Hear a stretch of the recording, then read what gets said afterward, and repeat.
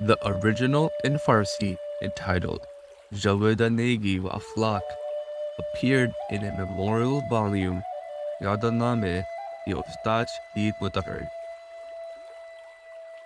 Before entering the discussion concerning the eternity of moral values, it should be noted that according to the philosophies of being, reality and knowledge as well as moral values are considered to be permanent.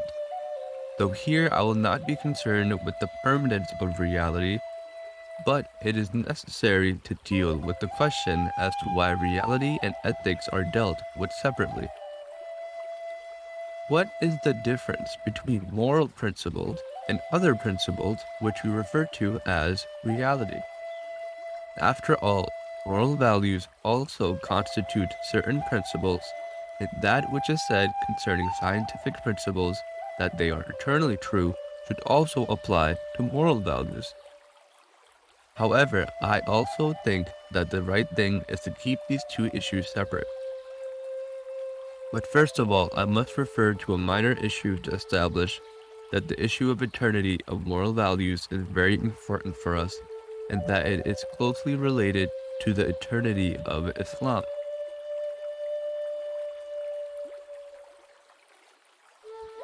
Ethics comprises certain teachings, and if we believe moral, humane, and social teachings of Islam to be transitory, then the conclusion will be that the teachings of Islam dealing with morality and education are also subject to change. That is, it would imply that such principles had a validity in their own time, and with changes in conditions, these moral principles should also change, and so should the basic teachings of Islam.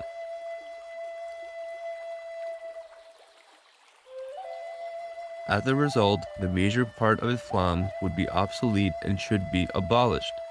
Of course, the issue of evolution of reality is related to this matter, but the issue of relativity of moral values has the greater bearing on the eternity of Islam.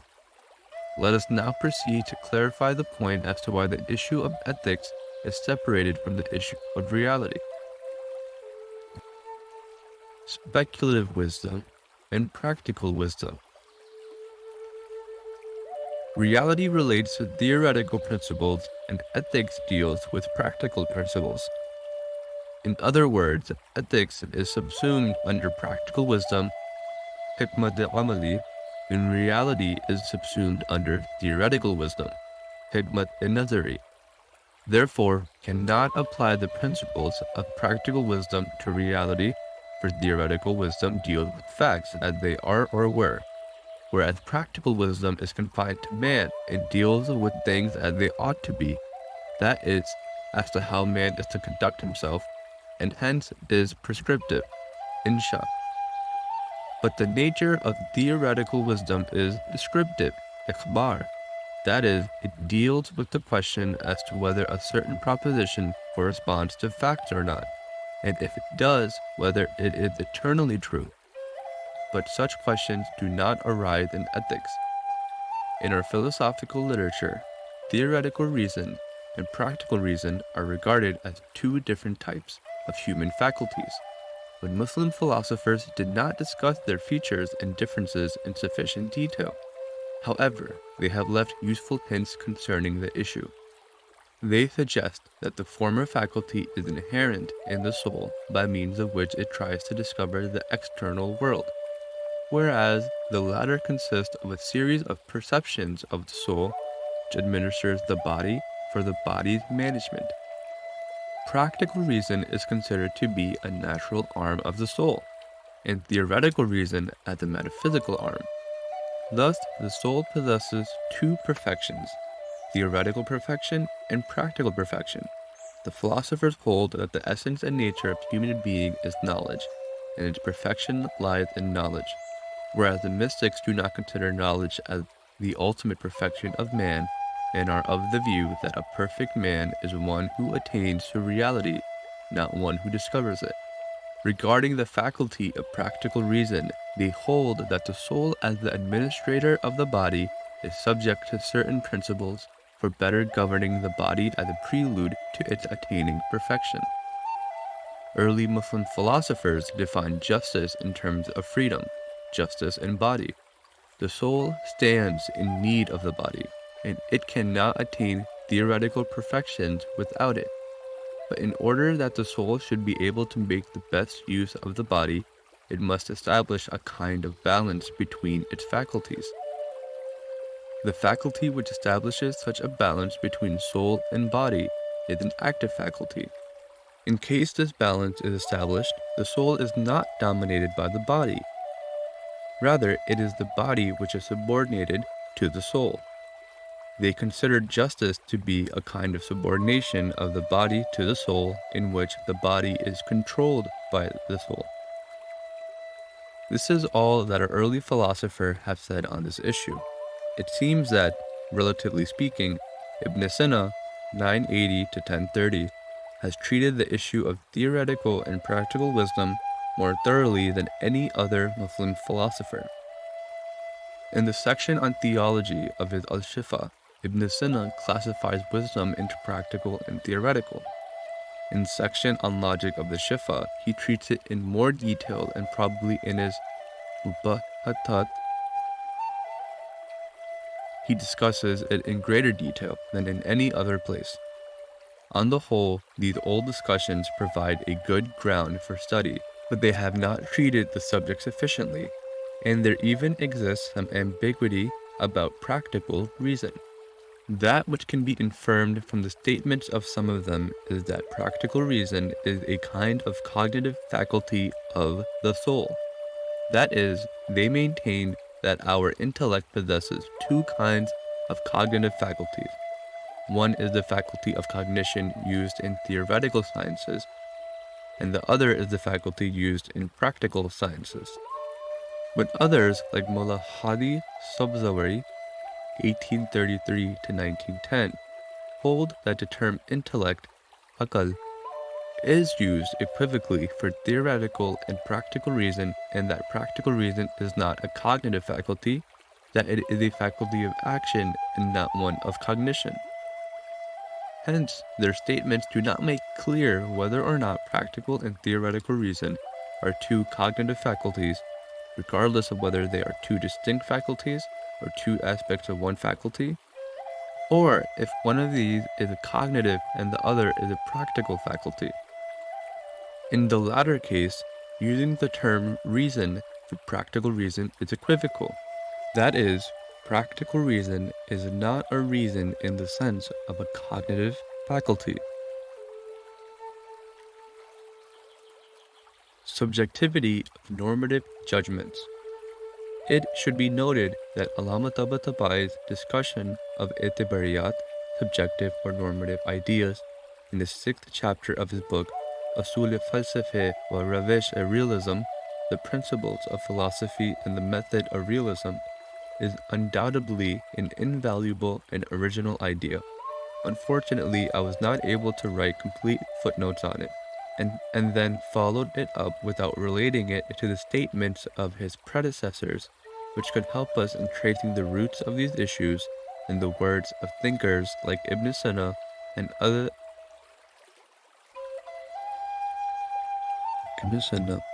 others on practical reason and theoretical reason.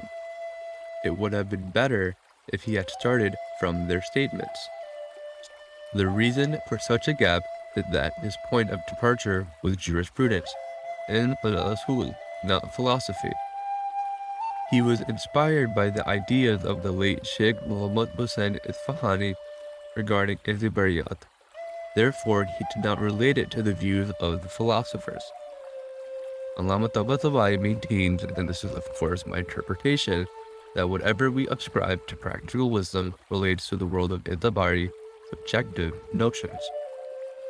Thus, theoretical wisdom or objective truth consists of objective ideas, which are the real face of things. Practical ideas are normative notions. Normative ideas comprise of commands and prohibitions, all those notions which are dealt with in ilm al-usul. The Allama considers all itibariyat of the type where an objective idea is extended and applied to something else. Human reason, or the soul as a cognitive faculty, cannot originate or create a concept as in its literal and metaphorical use of words. The metaphor consists of the application of the literal and non-metaphorical meaning in a metaphorical sense.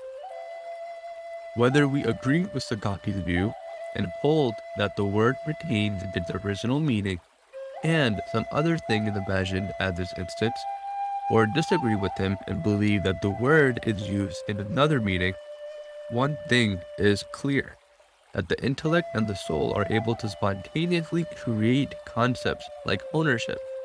On the contrary, it borrows a concept that already exists in its objective form and applies it in its metaphorical sense. He started from this point and followed it up, opening up a very extensive field. In this approach, all moral concepts, including good and evil and the like, are considered to be Tabari concepts. He has discussed in detail whether the notion of good is derived from ought or ought from good. Earlier in Najaf, he had written an article in Arabic on the normative sciences, Tabari, and the article in Persian, i.e., the 6th chapter of his above-mentioned book, is based on its contents. Regarding the concept of ought, he arrived at the conclusion that all oughts stem from the fact that nature in itself has some ends towards which it moves. In all activities in the domains of inanimate objects, plants, animals, and man, so far as they fall within the domain of instinct and are not voluntary, it is nature that moves towards its goal. At the human level, there are certain acts which take place by the means of volition and thought. In such acts, too, man has certain objectives which have to be attained voluntarily. These ends are also the ends of nature, but it cannot achieve them directly, but only through the agency of man's will and thought. It is here that a need for these normative notions arises, and they come into existence spontaneously.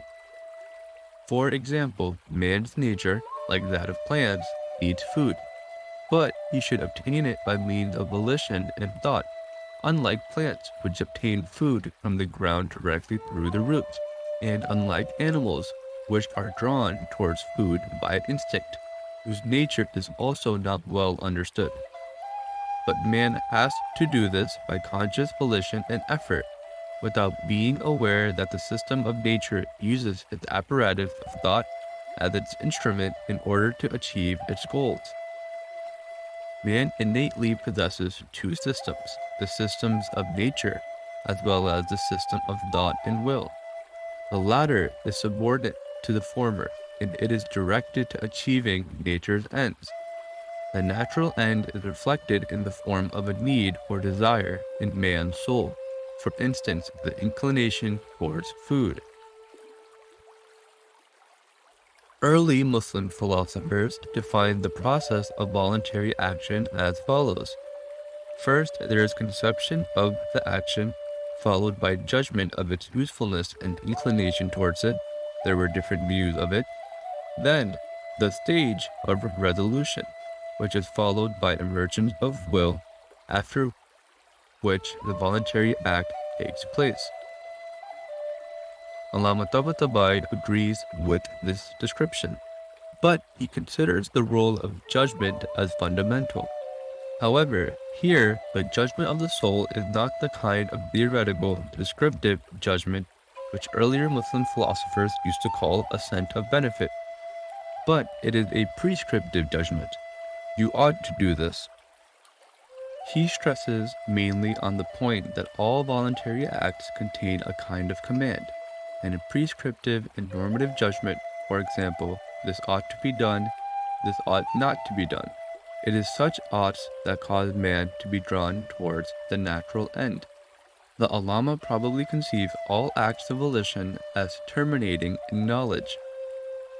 These ideas came to the mind of Allama Tabatabai, and he followed them up independently without studying others' views in this regard. Once, I even asked him whether what he said in this regard is in agreement with the ideas of the early Muslim philosopher regarding the difference between practical and theoretical wisdom and their view about normative character of the notions of good and evil. In their debates with the theologians, Mutakallamin, our early philosophers mention certain basic criteria for logical argument, and they mention good and evil as criteria that pertain to rhetoric and dialects, and maintain that the notions of good and evil cannot be employed in logical arguments. They are of the view that good and evil derive from custom, and cite the example of Indians who consider killing animals as immoral. If one were to scan philosophical works, one would not find a single instance where the notions of good and evil have been employed to decide a theoretical issue. On the contrary, the Mutakallimin always base their argument on the notions of moral and immoral. For instance, they hold that the rule of divine grace is good, and that such and such a thing is unseemly for God, and that such and such a thing is obligatory for him, and the like. The philosophers consider these as normative issues which cannot form the basis of rational argument. Like Allama Tabatabai, they also consider good and evil as normative notions. Another point which gives further importance to his statements is that others, like Bertrand Russell, who claim to have originated a new approach in contemporary philosophy, also have a similar viewpoint. Undoubtedly, Allama Tabatabai was unaware of their views, and I myself, while writing explanatory notes on the Allama's book, Asul Falsafe or Ravish or Realism, did not notice that his view of the practical sciences and ethics is something new and identical with the latest views about ethics. Perhaps the development of such an idea in the Allama's mind about 40 years ago in Najaf was contemporaneous with the development of this view in European thought. In any case, the Allama was definitely unaware of their views. Among modern European philosophers, Bertrand Russell has elaborated this issue seriously. In his book, A History of Western Philosophy, Russell states his viewpoint while discussing Plato's philosophy. Plato has sublime ideas on the topic of ethics. In his view, theoretical wisdom and practical wisdom are of the same kind, and he looks at them from the same point of view. Regarding the concept of good in ethics, he holds that morality means that man should seek what is good, and the good is the cognizable reality independent of the soul. That is, the object of human quest is the same in ethics and objective sciences as in mathematics or medicine, which are concerned with external objects independent of the human mind. According to Plato, moral values are realities independent of man, so man should try to know them as he tries to know any other reality. Here it becomes clear that early Muslim philosophers had selective approach in relation to the views of the ancient philosophers. They accepted some of their views and discarded their incorrect views without indicating what they were accepting and what they were discarding. So far as ethics is concerned, they accepted many of Plato's views, but they rejected this idea of Plato, and with justification. While discussing Plato's views, Bertrand Russell expresses his own viewpoint. He says that we have to analyze the issue of ethics and see where it leads to. How did Plato think when he said that the good exists independent of us? Then he proceeds to analyze in a way very similar to the Allama's analysis. Russell holds that the good and evil are relative terms whose meaning is determined by man's relation to objects. When we wish to achieve a goal, we say of a means that helps us attain the goal that it is good.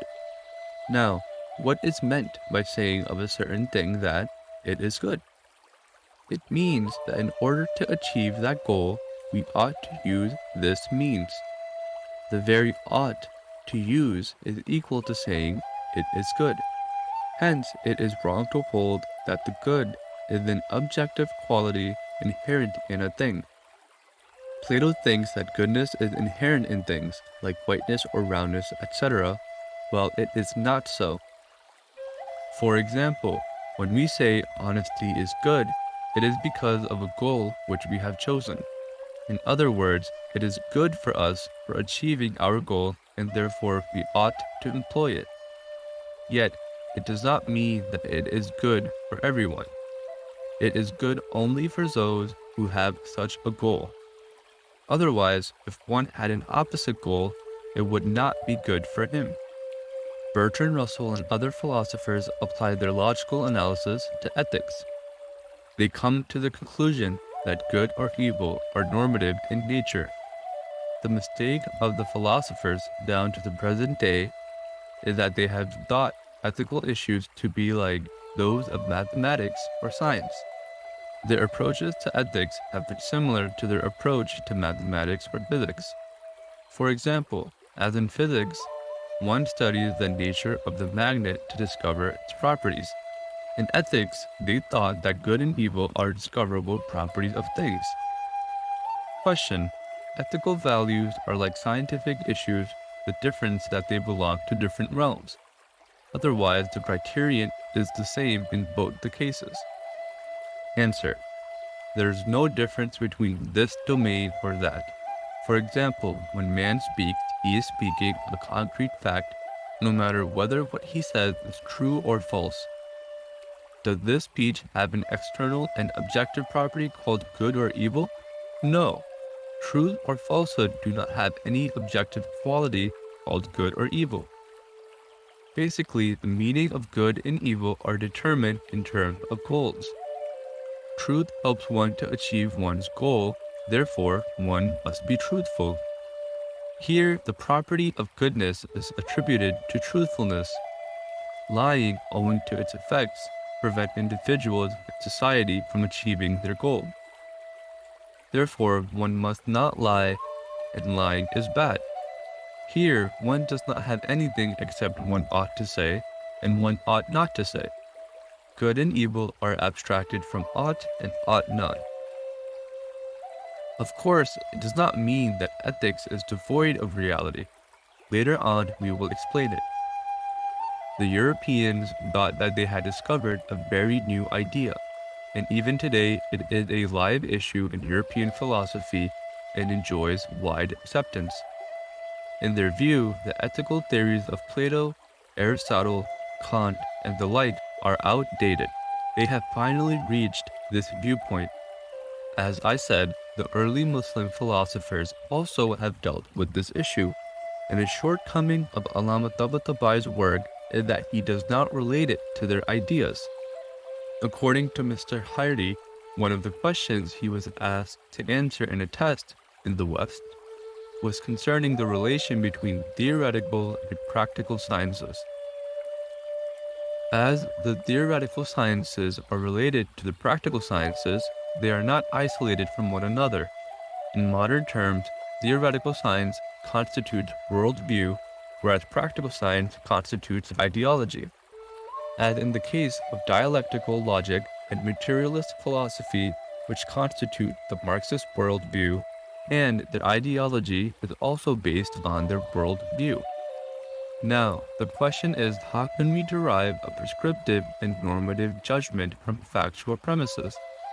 If the premises are descriptive, no problem arises if the conclusion is also a descriptive statement.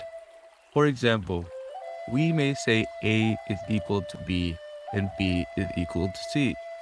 Therefore, A is equal to C. However, in the other case, the reasoning will have this form. A is equal to B and B is equal to C. Therefore, it ought to be that. How can we derive a normative judgment from a descriptive proposition? Is there any syllogism whose premises are factual and its conclusion is normative and prescriptive? I am not saying that there isn't, but if it exists, how should it be analyzed?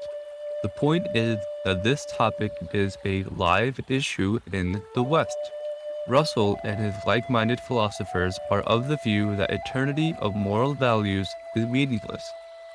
Until this point, my purpose was to clarify this point that good and evil are not objective and concrete properties of things that can be discovered, as is the case in theoretical sciences. That is, it will be wrong to investigate ethical principles by such a method, for it confuses between normative and factual propositions. However, it may be asked whether there are two types of norms, one mutable and the other immutable. This is another point of contention which we have with them, the European thinkers. Incidentally, Allama Tabatabai is also of the view that norms are of two types, immutable and mutable. He has not discussed immutable norms and the entire issue in general in any great detail, but he bases his theory on two types of norms. For immutable norms, he has given the example of justice and injustice, stating that the goodness of justice and the evil of injustice are immutable, and there are many mutable norms as well. Permanence of ethical norms. From this point onwards, we shall take up the discussion about the issue of ought. No doubt, some oughts are particular and related to individuals. For instance, one person may need a certain kind of training, and he might say, I should take this subject, while another who does not need it would say, I should not take that subject. Basically, when two persons fight each other, each of them fights for the sake of a certain ought. There is no doubt that individual and particular oughts are relative. For example, when I say that this food is good for me, this statement has a theoretical and a practical aspect. My conclusion concerning the benefit of the food constitutes its theoretical aspect, and I ought to eat that food constitutes the practical aspect. In short, these kinds of oughts are particular and changeable. An important question in ethics is, are there any universal and absolute oughts shared by all human beings? In case there are such oughts, how can such universal oughts be explained on the basis that every ought is directed towards some goal? Incidentally, we reach some fine conclusions at this point. Concerning the difference between theoretical wisdom and practical wisdom, it is not sufficient to say that the former deals with is, and the latter with ought. This is not a sufficient explanation for practical wisdom. After all, practical wisdom is wisdom, and wisdom deals with universal issues. Hence, practical wisdom should be defined as dealing with universal oughts. Otherwise, there are also certain oughts in geometry, industry, etc., but they have nothing to do with practical wisdom. What is to be noted here is that there are universal oughts which are familiar to every mind. Therefore, such oughts must be directed towards goals which are not particular and individual. If we could prove such oughts, we will have to accept that they are rooted in the soul and that man is not confined to physical nature only. This will be one of the proofs of the immaterial nature of soul. Kant also reached the immortality of the soul through moral issues. Man's physical nature has some needs which are limited and relative. The needs of one person differ from those of another person. The oughts for meeting such needs are also different and often contradict one another. There are many oughts which are opposed to other oughts, and so such oughts are not of an ethical nature. But man, by virtue of his soul, enjoys a station which, like man's physical nature, to which his outward will and thoughts are subject, draws him towards its own goals. Man's physical nature draws him toward its goals in order to attain its own perfection. It needs food, and we say we ought to eat food. According to Schopenhauer, we are made to feel pleasure and to be on lookout for pleasure in the world of ideas, while we are unaware of the fact that within our inner being, it is nature which seeks to achieve its ends. It is nature that moves towards its end, but it provides pleasure for us in order to make us serve its own purposes.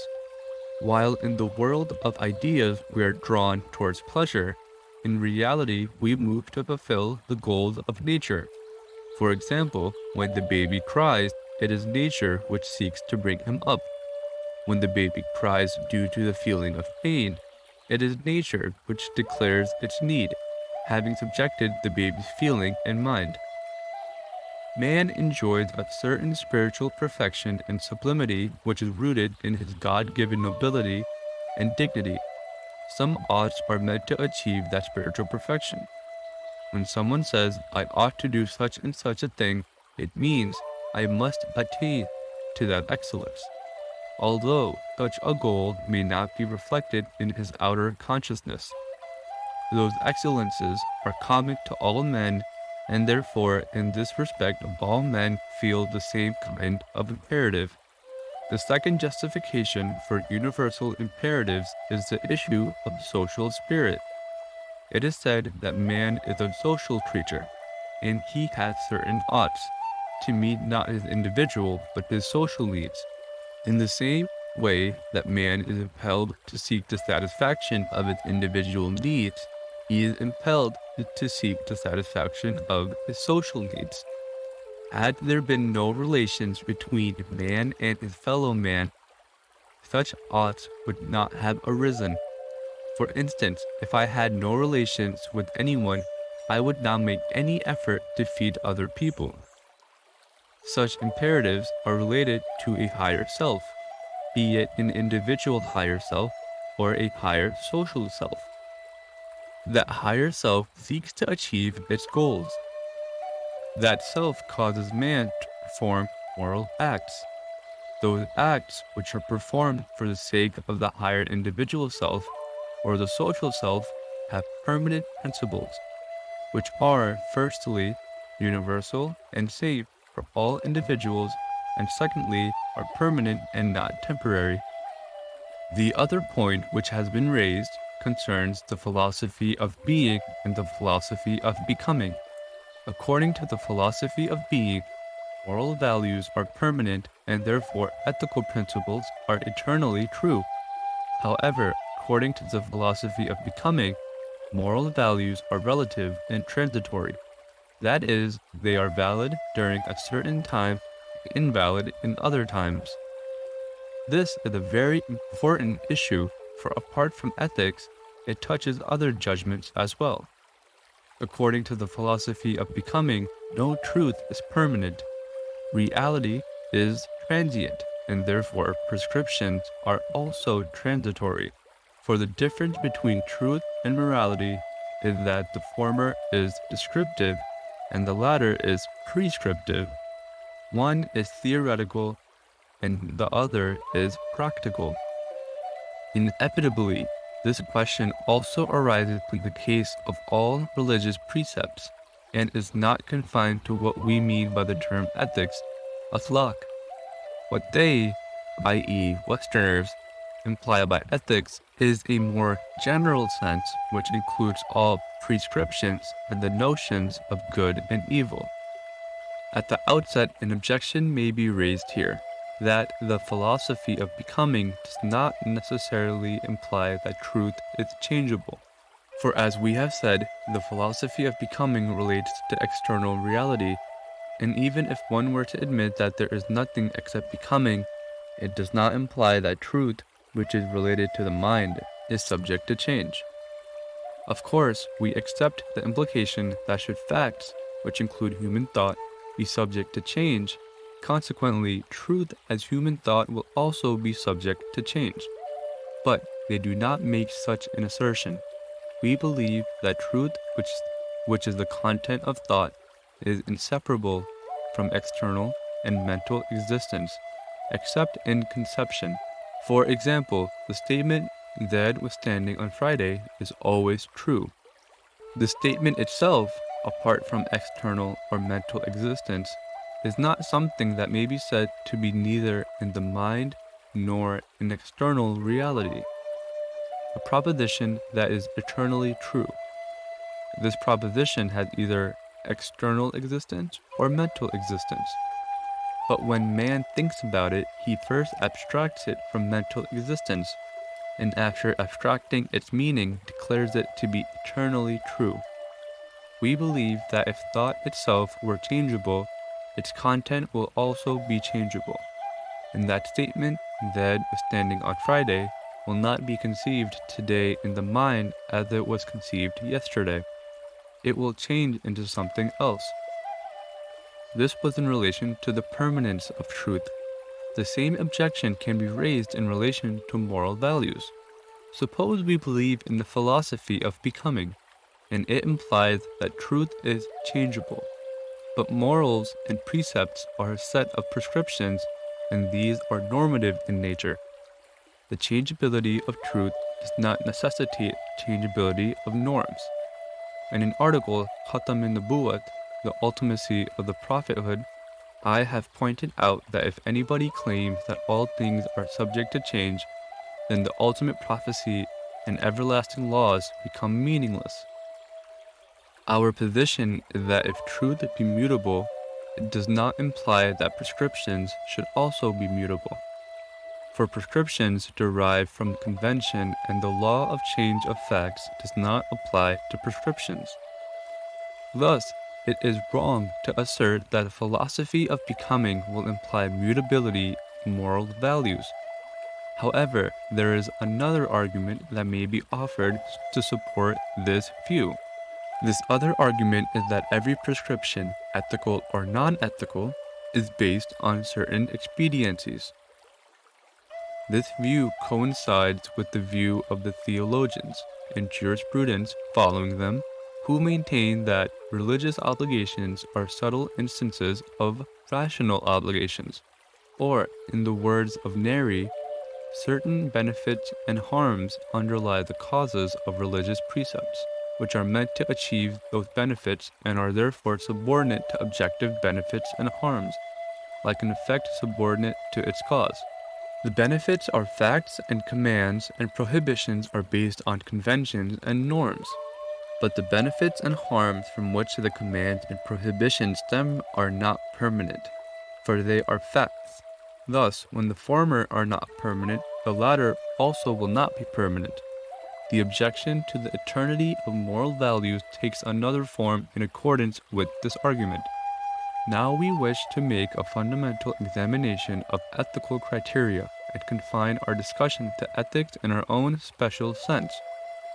The question of religious precepts requires a wide-ranging study and has many ramifications pertaining to worship, social, and financial issues and other matters. In the sphere of ethics, one may maintain that moral values are permanent on the basis that moral values are identical with reality, in the sense that a moral act is good because it is essentially attributed with the quality of goodness. The immoral act is bad because it is attributed with the quality of badness. Hence, every act is either essentially moral or essentially immoral, although it may be said that there are some acts which are neither essentially moral nor immoral. It means that moral goodness and evil are objective qualities of things inherent in their essences, and that which is essential is not mutable. That which is morally good is good forever, and that which is immoral will always remain immoral. We should do that which is morally good and refrain from that which is immoral, and this is a self-evident and indisputable judgment of reason. This is one of the arguments that may be offered in favor of the permanence of ethical values. Such an argument is based on the essential character of good and evil, which are considered as objective attributes. Muslim philosophers have not discussed this issue, but they do not believe in good and evil as being inherent in things. In logic, they consider any reference to morality or immorality as reference to popular convention, which finds use only in dialects and rhetoric. They even point out that morals vary with nations, and they cite the example of Indians, who consider slaughter of animals as immoral. However, they do not elaborate and do not explain why the notions of moral goodness and evil cannot be employed in rational arguments. They do not explain why they are different from mathematical propositions and what criterion underlies this distinction. They only say that morality or immorality pertain to the rules of practical reason. However, it is clear that practical reason develops such notions in order to achieve certain goals. In any case, they have not elaborated upon this matter. The origins of normative notions. Among philosophers, Allama Tabatabai has treated this issue more thoroughly than anyone else. In the 6th chapter of his book, Usul-e-Falsafe or Ravesh Realism, he has discussed profoundly this issue, which is related partly to philosophy in that it explains the process of development of ideas by the mind. However, the greater part of this discussion relates to jurisprudence, ilm usul. There he has discussed the origin and character of the development of normative ideas, and this topic deserves to be studied in greater depth and thoroughness. However, here I will give a brief summary of his ideas relating to this discussion. He begins by asserting that one of the functions of the mind is that it abstracts certain ideas from external objects, an operation that does not invoke any innovation, then applies them to another reality. That is, it applies the definition of one thing to another thing. In technical and literary terms, it invents metaphors. A metaphor, especially in accordance with Sakald's view, is not simply the use of a word in some other meaning. It does not simply involve applying, for instance, the word lion after divesting of its meaning to a person with a similar quality. No, a metaphor involves a change in meaning, not a change in word. Actually, what we do is that we see, for instance, Zed has an instance of the meaning of lion. Then we apply the word lion to him. This is a kind of innovation of the mind. The late Ayatollah Murtadha would make an interesting remark in this relation. He would say that when we say, "I saw a lion shooting," this statement is actually composed of the two following statements. "I saw Zed shooting," and Zed is like a lion. Such is Allama Tabatabai's notion of the mind's capacity to formulate and invent concepts by supposing, not arbitrarily, but in accordance with a certain bias, one thing as an instance of another thing. Another observation that he makes, though I do not agree with its generalization, is that the difference between animals on the one hand and plants and inanimate things on the other is that the latter move toward their end in one predetermined direction alone. Nature, in the course of its normal movement, is equipped with means through which it moves inexorably towards its goals. Animals also, in respect of their physical and natural being, not as beings possessing cognition and mind, like plants, move directly towards their ends in the natural world. But in their case, in most of their activities, the means of nature do not suffice to direct animals towards their goals. This is why they employ their mental and cognitive faculties to achieve their ends, and in fact, there emerges a kind of harmony between physical nature, which is unconscious, and the mind, which functions in a manner enabling nature to achieve its ends. The mind is, however, directed to achieving a series of ends which are supposed to be different from the ends of nature, and one imagines that the harmony between the two is accidental. The cognitive nature of man and animal is such that when they perceive and conceive an object, there arises a desire and appetite for it as an expectation of, pleasure in attaining it, and of pain on the failure to attain it. This is followed by the motive to obtain the pleasure or to avoid the pain. For instance, man feels hunger, and with his past experience of the pleasure in eating food, he seeks in order to obtain that pleasure. But at the same time, in the process of this act, nature too attains its end, for the body needs food in order to replace the materials it has consumed. Eating serves both ends. Conscious purpose of pleasure is attained, and at the same time, nature also satisfies its needs. Hence, the question arises, are these two acts unconnected with each other, and is their coincidence something accidental? Is it possible for the case to be otherwise? That is, a person might feel pleasure in eating stones while his stomach requires some other food. Is it possible for the case to be otherwise? That is, a person might feel pleasure in eating stones while his stomach requires some other food. Is it an accident that delicious foods which bring pleasure to one who eats also help satisfy the nature's needs? Or is it the case that there is no accident involved here, and there exists a kind of harmony between the two, where one is primary and the other is secondary? In case there is no accident involved here, is the conscious desire to obtain pleasure and to avoid pain the primary principle which requires an apparatus that may cooperate with it for the end of pleasure by digesting food and absorbing nourishing substances? Or is the case quite the inverse, and it is nature which constitutes the primary principle, having subjugated the conscious mind to its service? Undoubtedly, there is some kind of harmony between the natural and conscious ends. Hence, every animal takes pleasure in what nature needs, and nature also needs that which brings pleasure. For instance, a woman is equipped with organs and glands required for childbearing and nursing, and she finds pleasure in these acts. The animal that lays eggs takes pleasure in that act, and an animal that gives birth to a child takes pleasure in childbearing. There exists a strong harmony between them. It is wrong to think that purposive movement is confined to conscious beings only. When it is said that nature has certain ends, some people may raise doubts as to whether unconscious nature may have ends. In fact, ends are related to that very unconscious nature, and the conscious mind has ends which are incidental to the ends of nature. The end of nature is to move towards its perfection.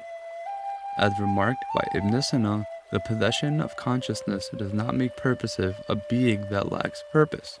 Purposiveness is related to the essence of a thing.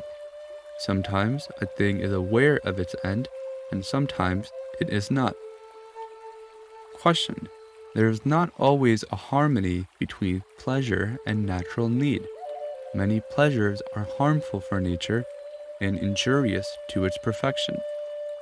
Answer: deviant cases are not to be taken into consideration, particularly in the case of human beings who act according to reason. What I mean is that there is a general harmony that exists to such an extent that it cannot be accidental.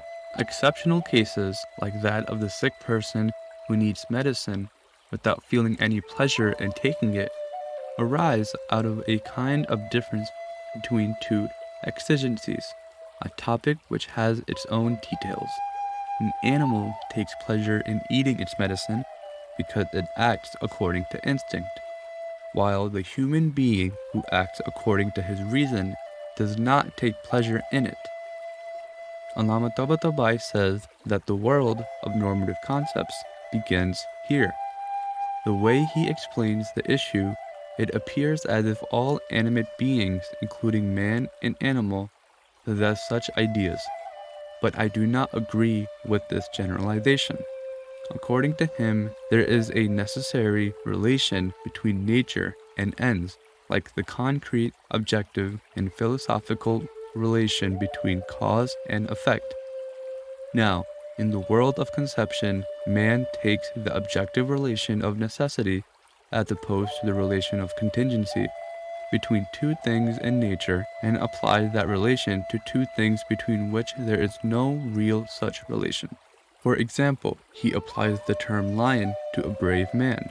Here, too, man applies the term necessity as found in external nature to the relation between himself and his goal. Such necessities and oughts created by the mind arise out of such conceptions. The Allama is of the view that such oughts exist in every voluntary act, and in every conscious animal. The earlier Muslim philosophers did not believe in such an ought or imperative. They only held that men first conceive the benefit in something, then there arises a desire for it, followed by a resolution. They describe its various stages, stating that first there is conception, followed by a judgment of the benefit. This judgment, in their view, posits something objective. That is, a certain object has a certain benefit. The final stage is the stage of volition. However, they did not believe that a normative judgment was involved here, but Allama Tabatabai holds that such a conception and imperative is involved here, and the statement that something is good has no other meaning. When we say that it is good to do something, its goodness arises from here. There is another issue involved here as to whether good arises out of ought, or the case is the reverse. As the Allama holds that ought is the first formulation, itibar, he holds that good arises from it. It is good to do so signifies a kind of inclination towards something, and it is as if one were attributing objective and concrete qualities to human actions. The theory of employment. Then he has some other views to which he repeatedly refers in his exegesis of the Holy Quran, al-Mizan, and in other places. He holds that one of the normative formulations is that of employment. Istikdam, to explain, man has a certain relation to his limbs and faculties, and this relation is objective, real, and concrete. My hands are at my service. All bodily organs of man are owned by man and form an integral part of his being, and are really at the service of man. He says that every external object may take the form of a tool in the service of man, and in the same way that his hands belong to him, he considers other objects as his own. This kind of extension is typical of subjective formulations, itibar. Man extends the boundaries of that which is limited to his existence to other beings. He considers such a human tendency to extend concepts as something instinctive. Then he adds that this kind of conceptual attitude is not limited to inanimate objects, plants, etc. Rather, man views even other human beings from the viewpoint of employment. Man is created an exploiter, and this is a natural tendency in him. He accepts social and moral issues as secondary principles. However, in this chapter, he does not discuss this issue in detail, but he does so in his exegesis on Mizan, under verse 213, mankind were a single nation. Perhaps there is apparently a contradiction in his statements in different places. At one place, he says that employment is a natural principle and that social justice is at the same time natural to man but is modified by the other natural principle. Sometimes in his exegesis, he is explicit that man is not social by nature but social by adaptation. In the 6th chapter of his Usul Falsafe or Ravish Realism, he states that man is social by nature, but what he means is by adaptation, as mentioned by him elsewhere. So, he does not hold that man is social by nature. His socialization is an outcome of the result of equilibrium between two opposite instincts. His statements appear in this regard to be similar to the views of contemporary evolutionists and Darwinians who believe the struggle for survival to be fundamental in man. The principle of employment is a respectable form of the Darwinian idea, for according to it, struggle for survival constitutes the basis of the human being and cooperation arises out of struggle. Man struggles for survival, but the enemy is not always of one kind. When several men face a common enemy and feel that they cannot defeat him individually, cooperation is the only way to survival. Here, cooperation is like political treaties between states. meant only to deter the common enemy. In fact, such cooperation arises out of struggle. Hence, when there is no more a common enemy, conflict begins among apparent friends. Again, after some dire differences arise within the dominating group, there grows a war among them. If finally there remains only two individuals, they fight against each other until the fittest survives. If we trace the roots of moral rules on cooperation, friendship, and unity, they will be seen to stem from conflict. The implication is that if you want to survive in your confrontation with the enemy, whether it is nature or something else, you should be honest, truthful, and so on. This is the viewpoint of the evolutionist, and the Allama's ideas lead to such a conclusion, though he does not say so explicitly. Question: does man have a natural inclination towards evil? That is what it means. However, evil is relative, and from the viewpoint of the individual, it is good. Every individual has a natural tendency to seek his own good, which makes him treat others as tools. Such is the Allama's view. Man cannot refrain from treating others as tools. Question: struggle for survival is not the same as employment. Sometimes they may coincide and sometimes not. Answer: I did not say that the two concepts are identical. What I mean is that both of them lead to the same conclusion. When we say that every individual tries to treat others as his tools and to use them, when such a tendency is universal, it will automatically lead to conflict. The Allama continues his discussion on normative formulations, and most of it has greater relevance to jurisprudence than to ethical philosophy, and its relevant part was that which what we have described. He further holds that man formulates the oughts and ought-nots to attain certain ends. Since these ends are transient, precepts and laws will also be subject to change, and as long as those ends remain, the ought will remain as well. And when the end changes, the ought will also change. Thus, the Allama holds that normative conceptions, unlike objective conceptions, are transitory and impermanent, and almost concludes that moral values cannot be eternal. Nevertheless, it is to be pointed out that he maintains that there are certain normative principles which are immutable, which are 5 or 6, and these are permanent, and the rest of them are subject to change.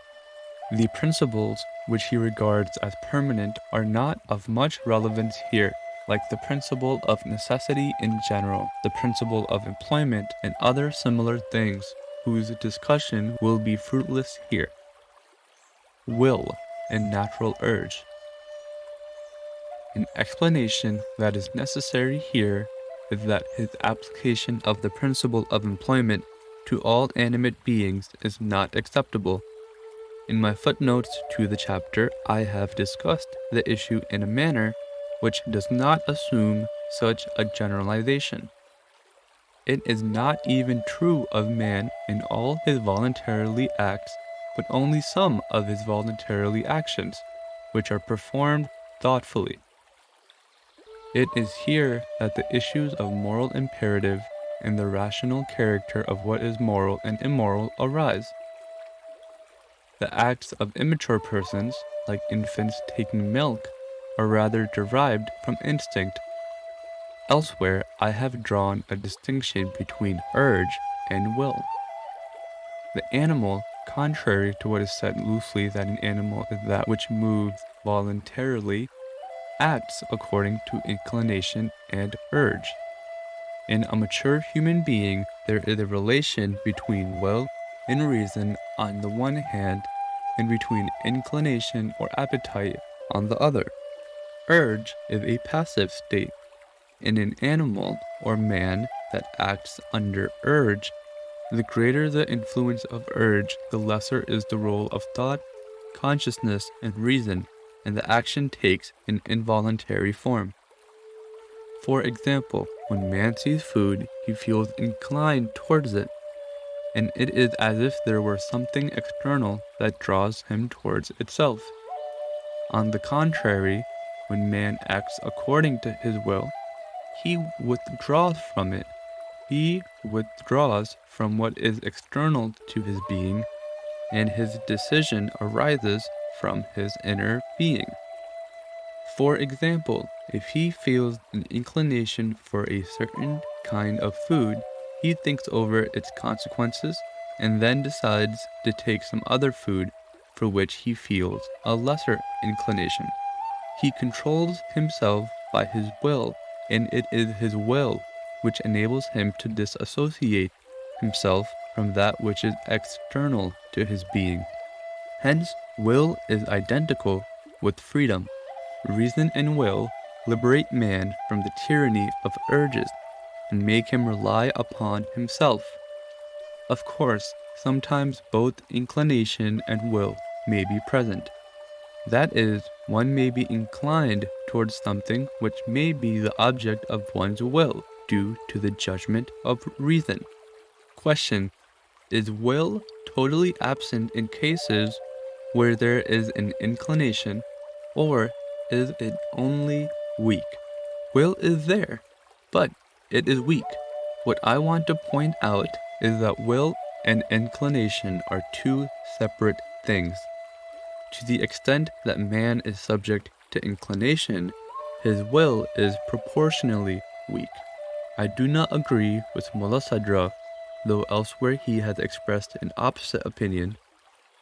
Mullah Hadi Sabzawari and Ibn Sina in considering inclination and will as one thing. Elsewhere, they, including even Ibn Sina, have drawn a distinction between the two. Will is the state of self-possession of the soul, a state of resolution, where reason is involved and rational calculations are made, and the judgment of reason prevails. Moral imperatives relate to man as a rational being, in the same way as early Muslim philosophers consider them as part of practical reason, not to the soul from a practical aspect. Moral approval and disapproval are judgments of practical reason, the contemplative faculty which comprehends universals, from the aspect of the government of the body. Otherwise, moral norms are irrelevant to animals or to man from the viewpoint of not being subject to the judgments of reason. Metaphorical ideas are exclusive to man. His thought has reached the point where he can apply the term for something to another thing. For instance, he sees the moon and then sees a human being possessing beauty to whom he is drawn. He applies the term for the former to the latter and transfers to the latter his feelings evoked by the moon. This act signifies man's developed nature, and no animal is capable of such an act. This act is a kind of makeup and adornment, i.e., man observes a kind of beauty in someone and then he adds to it by supplementing accidental graces, while he knows that these graces do not belong to that person, but are charms borrowed from extraneous color, water, and line, but which heighten his feelings of attraction towards that person. This is what happens in metaphorical and poetical expressions. When the poet refers to something with metaphors, that thing assumes a greater charm in his sight, as in the case of Hudaki, who wrote those verses for the summoned prince using those metaphors for Bukhara. Bukhara remained what it was, but he projected the city in such charming terms that they moved the prince. These are miracles of the human mind. Question: is this the Pavlovian conditioned reflex? Answer: no. Pavlovian conditioned reflex relates to the materialist approach to perception, not to normative concepts, which tries to give a materialist interpretation to human thought. Pavlov talks of involuntary human reflexes. The issue of conditioned reflex or association of ideas is different from the issue of values and metaphor. In the latter, there is no succession and association. Here, one sees something as something else. That is, he joins it to the other and applies the definition of one thing to another thing. There is no succession of ideas as in association. In metaphor, there is a simultaneous unification of two things, not a succession of several things. This is what gives the power of passion and pathos to elegies.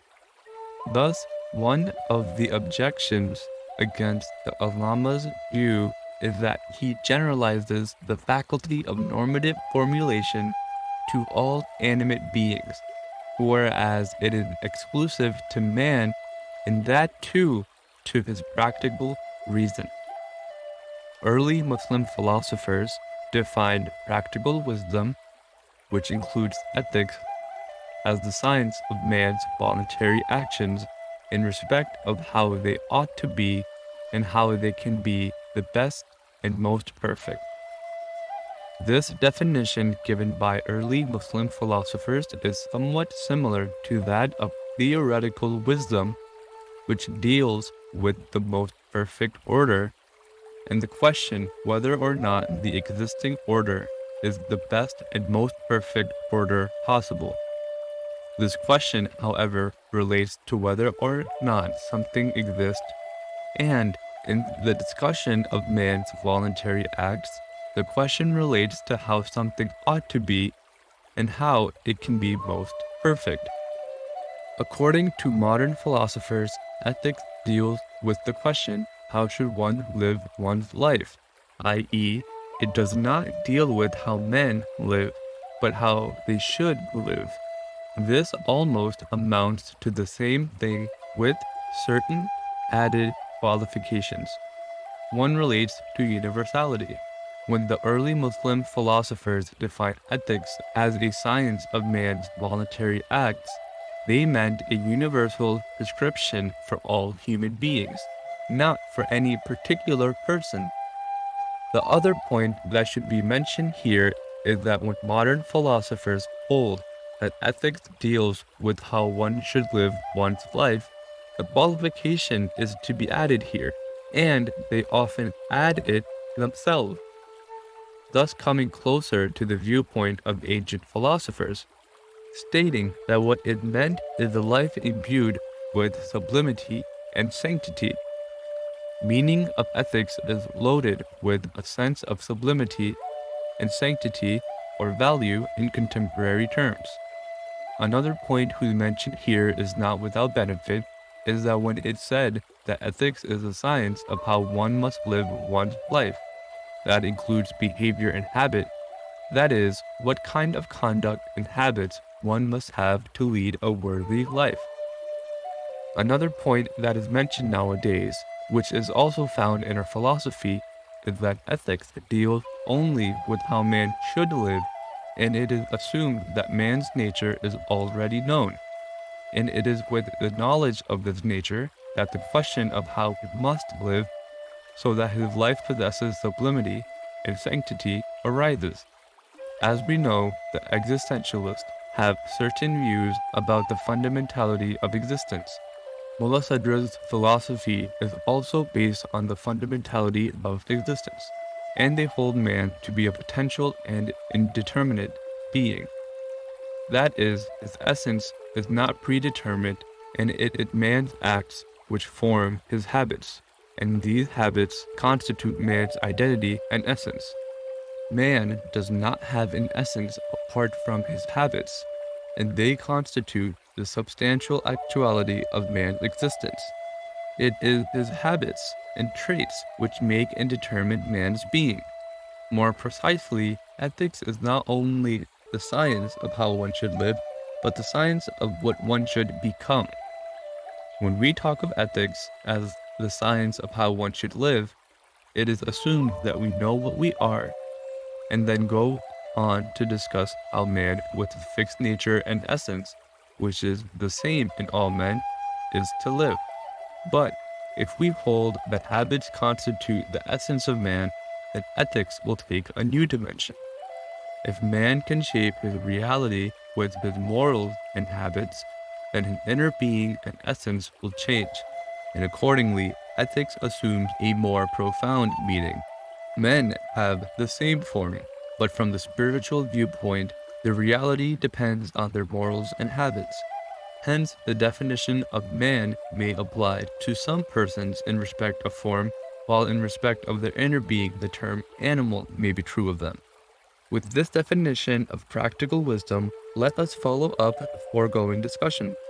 We said that the issue of moral imperative signifies man's relation to a certain act and stems from his feelings. That is, man's nature seeks certain goals, and in consonance with those ends, certain feelings emerge in his conscious faculty. He desires what his nature seeks, and this finally leads him to declare, "I like that thing, and it is good." Bertrand Russell and others hold, and Ayatollah Mutahhari's views lead to the same conclusion, that there can be no objective criterion for ethics. For instance, when I say that something is good, it means I like it, and my liking it does not mean that somebody else should also like it. Others may like something else. Those who lived in the past regarded what they liked as good, while today people regarded something else as good. Here, a question arises. How can ethical issues be demonstrated? How can we argue as to what is good and what is bad? The Allama is of the view that these are indemonstrable, for normative matters cannot be proven. We can only test them on basis of utility, futility. That is, the mind's normative formulations are meant to achieve certain goals, and if they do not help one reach them, they are invalid. Moral issues cannot be tested except through the test of utility. They are not objective matters that can be proven by experiment or reasoning. They can be proven neither by deduction nor by the empirical method. In deduction, the premises are based on self-evident principles or on empirical experience, whereas practical wisdom is concerned with the concept of good and bad, and these concepts are derived from ought and ought not, which in their turn depend upon likes and dislikes, which are not identical in all people and vary according to their personal situation, interests, pursuits, and their attachments to various creeds, groups, and nations. Therefore, every individual and group likes certain things, and therefore, moral values are inevitably subjective and relative. Hence, moral concepts are not objective issues susceptible to logical proof or deductive or inductive methods. 3. Ethical theories. Bertrand Russell is one of the thinkers who arrived at the same conclusion through his philosophy of logical analysis. In his book, A History of Western Philosophy, while examining Plato's conception of justice and Thrasymachus's famous objection against it, that justice is nothing but the interest of the powerful, Russell is of the view that this is the basic problem of politics and ethics. Is there any criterion for ethics to distinguish between good and bad except that which is meant by those who use these terms? If there is no such criterion, then most of Thrasymachus's conclusions will be inescapable. But how can one say that such a criterion exists? Elsewhere, Russell says that the difference between Plato and Thrasymachus is very important. Plato thinks that he can prove that his idea of republic is good. A democrat who accepts the objectivity of ethics may think that he can prove the republic to be immoral. But anyone who agrees with Thrasymachus will say there is no question of proving or disproving. The only question is whether you like it or not. If you do, it is good for you. If you do not, it is bad for you. It is like matters of taste. One may like a certain kind of food and say that this food is good, and others may like another kind and say that that food is good. There is no absolute good to compare other goods with. He further says that if you like it, it is good for you. If you do not, it is bad for you. If some like it and some don't, the matter cannot be decided by reason, but only by force. That which is said that justice belongs to the powerful, that is because when some people like something and others don't, those who have greater power impose their wishes on others by force, and that becomes law. The gist of Russell's statement is that the concepts of good and bad indicate the relation between man and the thing in question. If this relation is one of liking, it is good, and if it is one of dislike, then it is bad. If it is neither liked nor disliked, then it is neither good nor evil.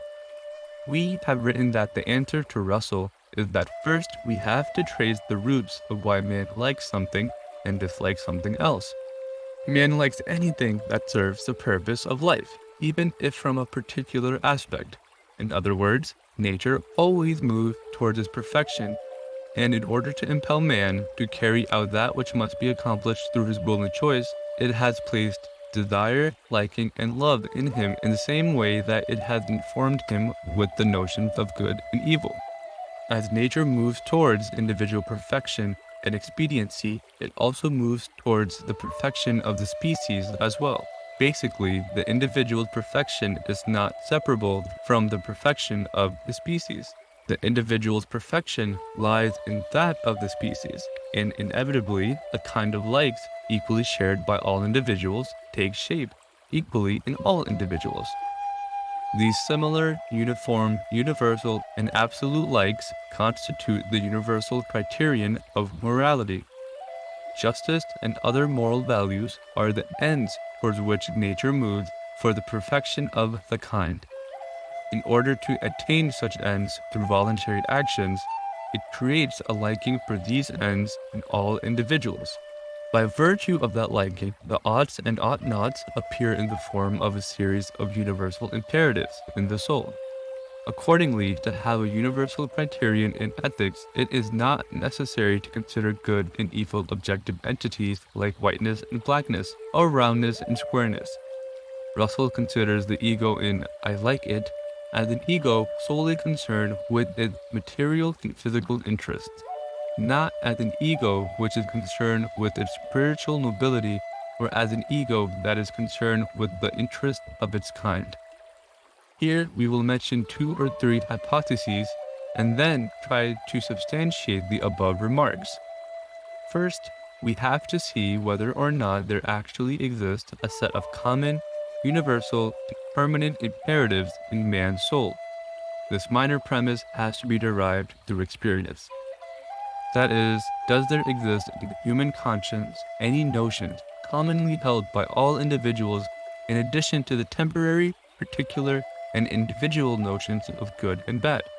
Those universal imperatives that are devoid of personal preferences and tastes, in which all that is relevant is personal interest. Do such imperatives exist according to which man makes judgments occasionally, even despite his personal preferences?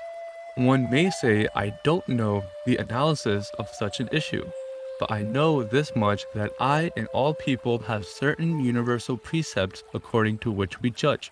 For instance, that honesty is good in itself, whatever the basis of this judgment, or that it is good to return kindness for kindness.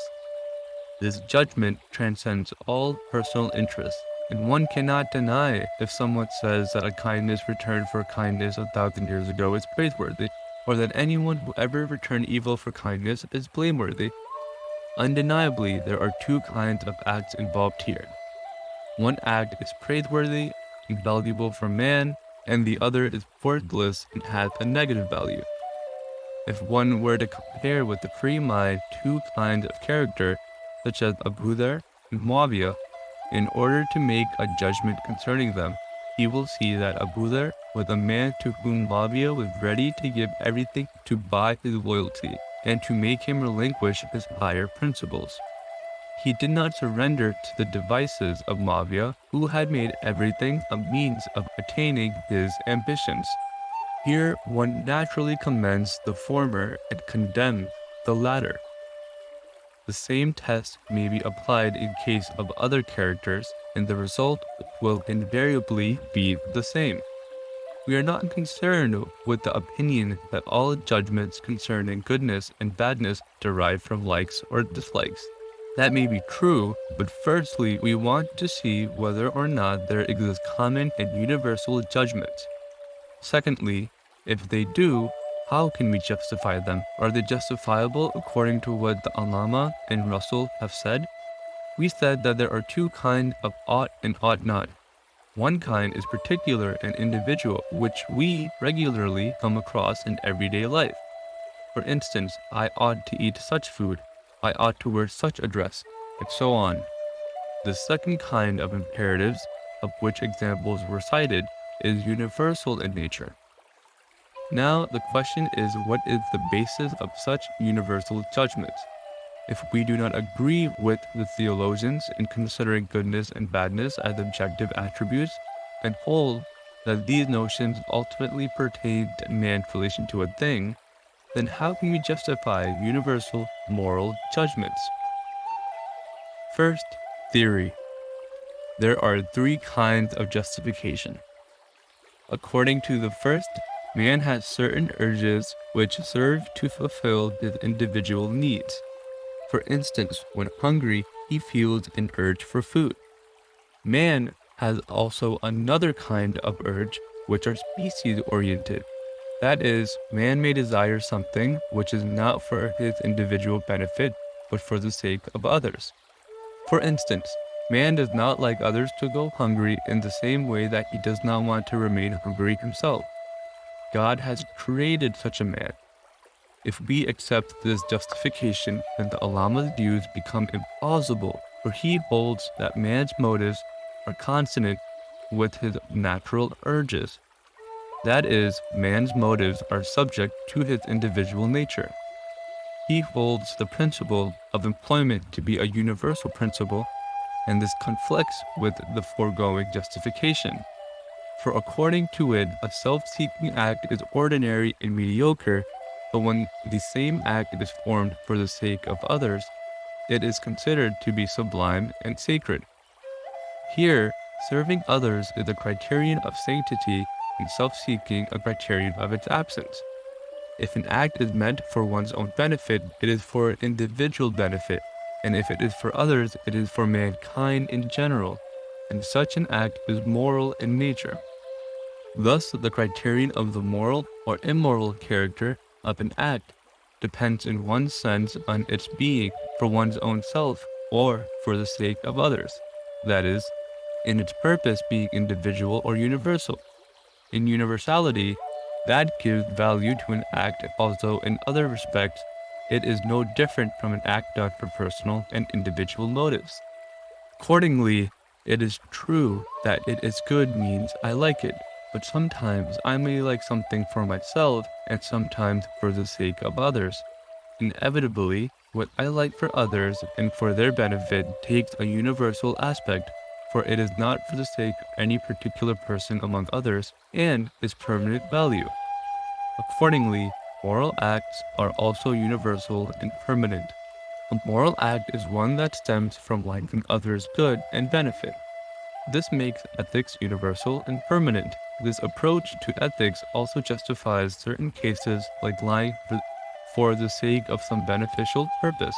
Why is truthfulness good? Because the general good lies in truthfulness. If truthfulness should prove to be injurious, then it is immoral, for truthfulness is not good in of itself.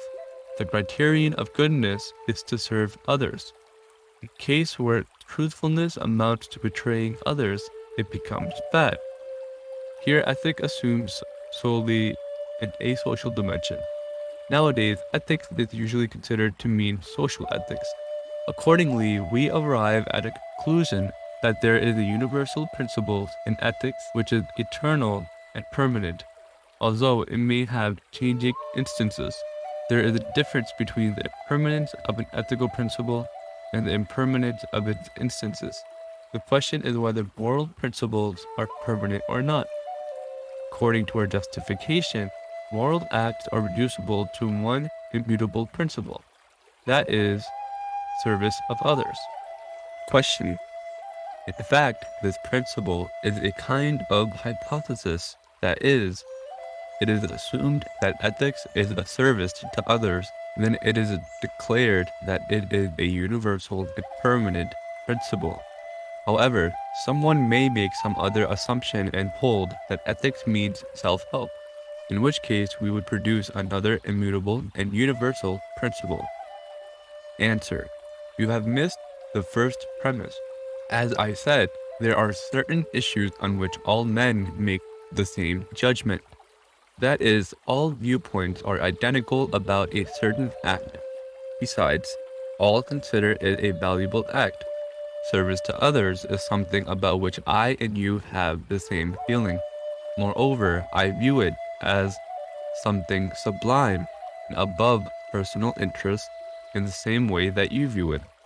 Then we pose the question as to how such a universal principle could exist when values like goodness and badness stem from likes and dislikes, which are changeable. Yes, if all likes were rooted in selfish motives, as Russell believes, and as can be inferred from the Allama's words, then such an objection could be valid, but not if it is held that man is created with two kinds of motives. Question: the word others in the foregoing discussion is somewhat ambiguous. It seems that it cannot be taken in an absolute sense. For example, a soldier who fights for the interests of foreigners fights for others, but his act is not ethical. Answer: by others, I mean mankind. That is, act that is for the sake of mankind, not for the benefit of one individual and to the detriment of another. We have an individual ego as well as a collective ego, which includes a person's family and relations. Every tyrant is a benefactor for his family. Here, the concept of the self is extended. Moral acts go beyond the limit of the ego and sometimes transcend even the domain of humanity, be for the sake of God. Morality begins where the confines of the ego are transcended. However, this theory cannot be accepted due to the objections that arise against it on the basis of the Allama's theory, which cannot be set aside so simply by conceding that there is a disharmony between man's conscious being and his individual nature, for that would mean that individual nature moves in one direction and his conscious being in another, solely pursuing the perfection of species without attending to individual perfection. The result would be the man's conscious being, which is at the service of his nature, and so it must be, will be, brought into the service of the species without any concern for the individual's interest. Question: on the basis of what you have said, service to the species is also part of man's nature. Answer: no. Service to species is not part of individual nature, but man takes pleasure in helping others, and that is not without reason. For individual nature cannot derive pleasure without moving towards perfection. According to Ibn Sina, if man feels pleasure, it does not mean that nature and feeling move on independent courses. Rather, it is nature that achieves its perfection. And when that happens, pleasure is felt if it is perceived through knowledge by presence. That is, the very movement of nature from potentiality to perfection is identical with pleasure when perceived through knowledge by presence. Pleasure is nature's attainment to perfection when it is perceivable. It is impossible for man to take pleasure without nature attaining perfection. Second theory. There is another theory advocated by some contemporary thinkers. According to it, it is impossible for man to desire anything that is unrelated to his own self. Whatever the individual enjoys doing is ultimately related to his own self. However, man has two selves, an individual self and a collective self. Biologically, man is an individual, but from the social point of view, he has also a social self. The other point that Durkheim and others have made, and Allama Tabatabai has derived it from the Qur'an without being aware of their ideas, is that society has also a self and personality, which is real and objective. Society is not a sum total of its individual in the sense of a numerical totality, and it is not the case that it is individuals who are fundamental and they merely influence society. Rather, society is a real and unique compound of individuals. Of course, it is different from natural compounds, in which individual elements totally lose their independent identity. In this kind of composition, individuals who retain their separate wills and independence share in a single self. Every member has a feeling of possessing two selves. Sometimes it is conscious of the individual self, and sometimes of the social self. According to some sociologists, society reaches self-consciousness in the individual. That is, society is conscious of its being in the individual being. The Sufis and Gnostics hold a similar view. William James also has a similar view. With a certain difference, Gnostics believe in a kind of unity among the souls and hold that the real self is the universal self.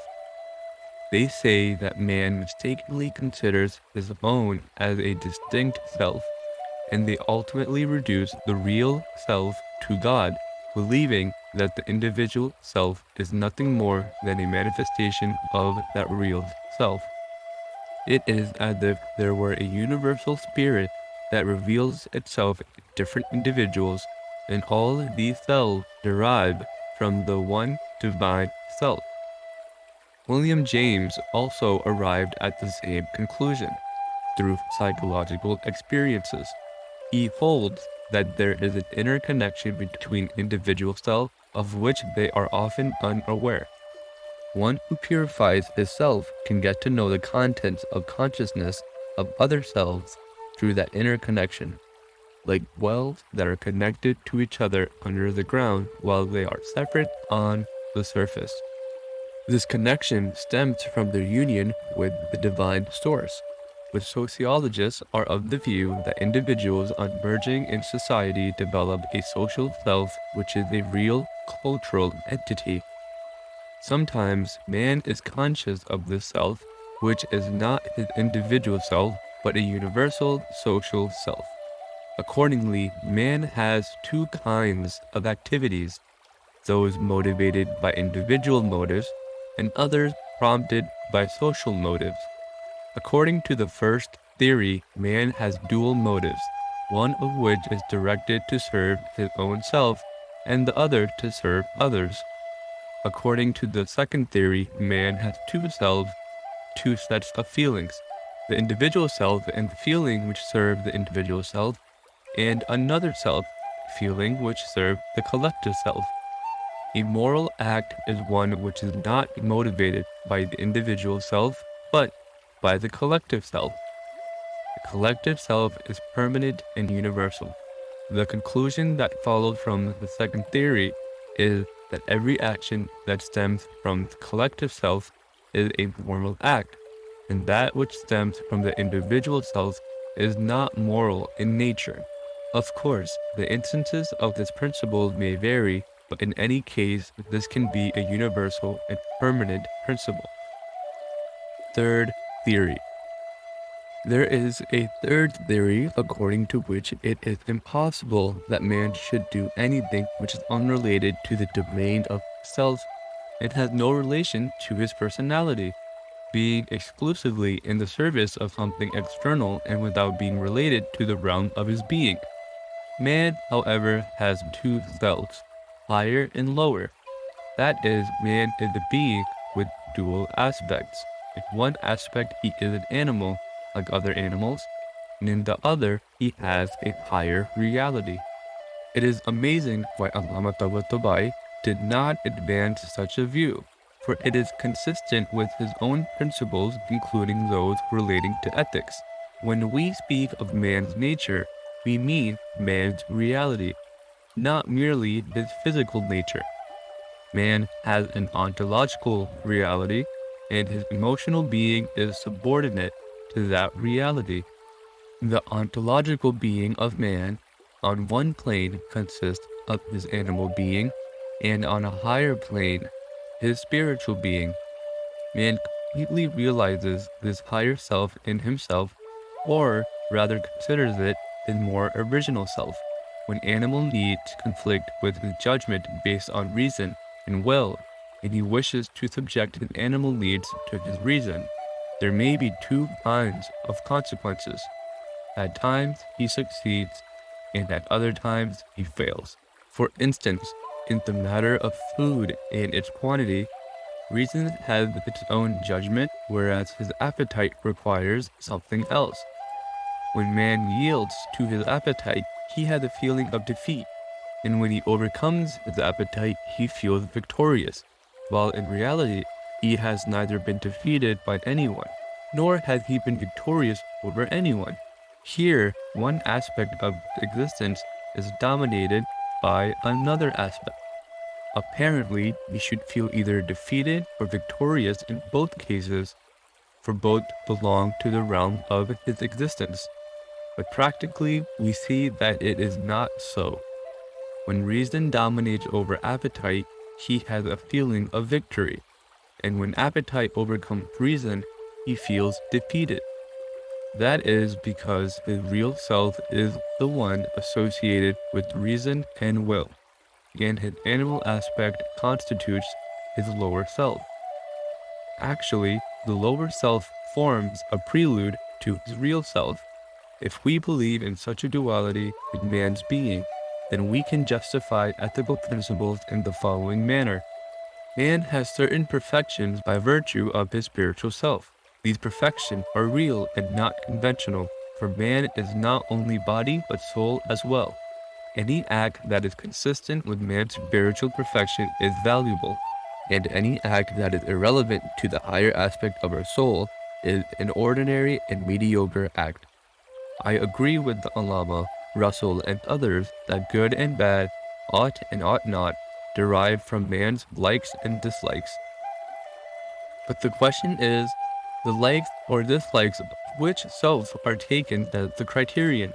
Those of the higher self or those of the lower self? Moral value arises if it is the higher self that likes. This is the reason why ethics is felt to have a higher station. That man sees one aspect of his existence and acts pertaining to it as possessing the sublimity is not a mental construct or convention. Rather, that is because he feels that aspect to be a more perfect and stronger aspect of his being. All his perfections derive from that aspect of his existence and its intensity, and all defects derive from its weakness. In accordance with this approach, virtues like honesty, truthfulness, kindness, mercy, beneficence, and the like are notions which have affinity to the higher self. The philosophers have also said that practical wisdom relates to voluntary acts from the viewpoint of being more perfect and excellent.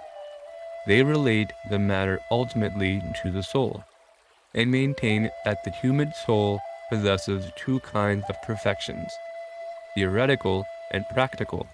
Theoretical perfection of soul lies in the knowledge of the realities of the world, and the higher virtues are considered practical perfection of the soul.